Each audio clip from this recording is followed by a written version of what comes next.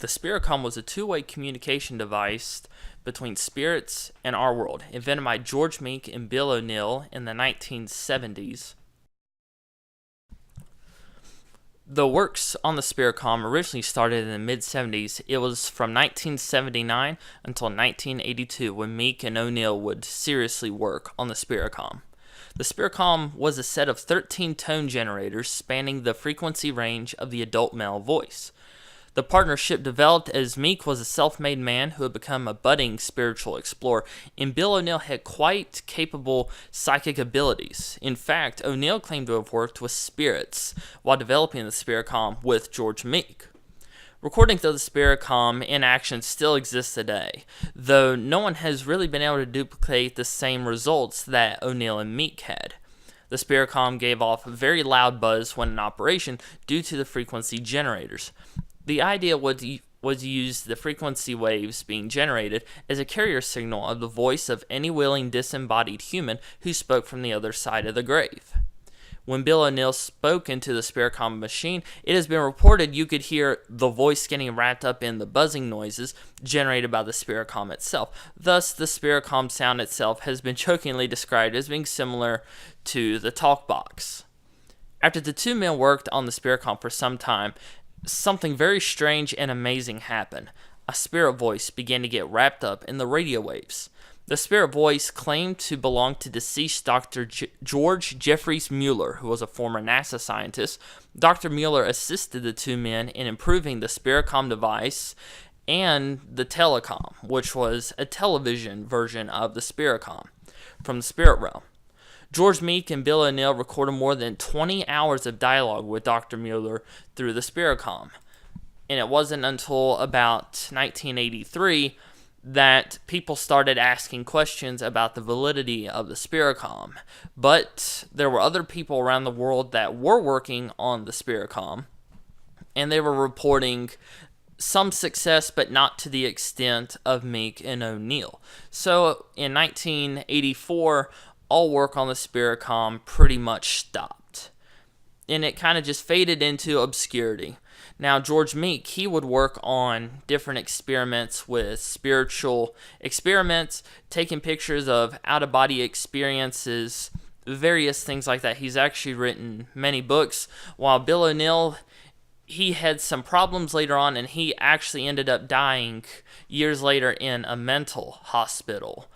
So the Spiricom is something that I'm very fascinated with, and I have experimented with it a little bit. If you look through some of our other videos, you'll see audio experiment where we used kind of like a Spiricom on one of our Facebook live streams, and then with my frequency experiments, which a lot of those videos have been published on our YouTube channel, it's basically my version of a Spiricom. I have taken the schematics of the original Spiricom, and I've implemented those tones through a tone generator that I use. It's an app that I found. I can't remember exactly the name of it, but it does a very good job at replicating the sounds of the original Spiricom.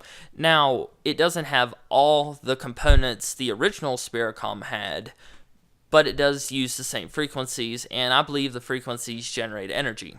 So, what is the legacy of the Spiricom? Well, back in those times, there were a lot of people that subscribed to the idea that using frequencies was more effective than white noise when it came to spirit communication. There were people such as Konstantin Radeve, Sarah Estep, and a few others who agreed with Meek and O'Neil that there's something to this. We need to start focusing a little more on frequencies than white noise. While white noise is still effective, they weren't saying it wasn't. It was just there was more success overall with frequencies. But after Spiricom kind of faded away, a lot of the frequency experiments kind of faded away too.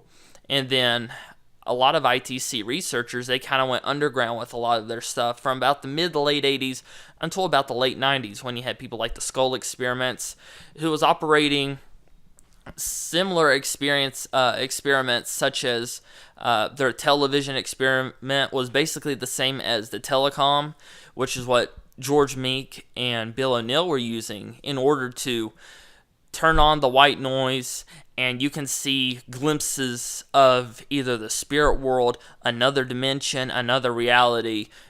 Who knows exactly what you're dealing with? And that was something that Meek and O'Neil said many times. They didn't know exactly who they were dealing with. It could be the spirit world. It could be an alternate reality, another dimension. It could be aliens. They didn't know. And still to this day, we don't know truly who we are dealing with. But the Spiricom, if you look on the internet, there are a lot of people that say, well, it was faked.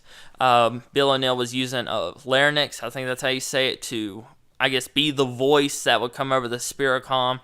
And I'm going to leave that up to you as to whether or not you want to believe the device or not. But I think the science behind it is sound. And I think it is something that I want to explore a little further, just because, it's something that's a little different, especially since, this was kind of like an early version of the spirit box. And it was different for the time because you had people like Constantine Rodave, who had invented the class system, Class A, EVP, Class B, Class C, and so on.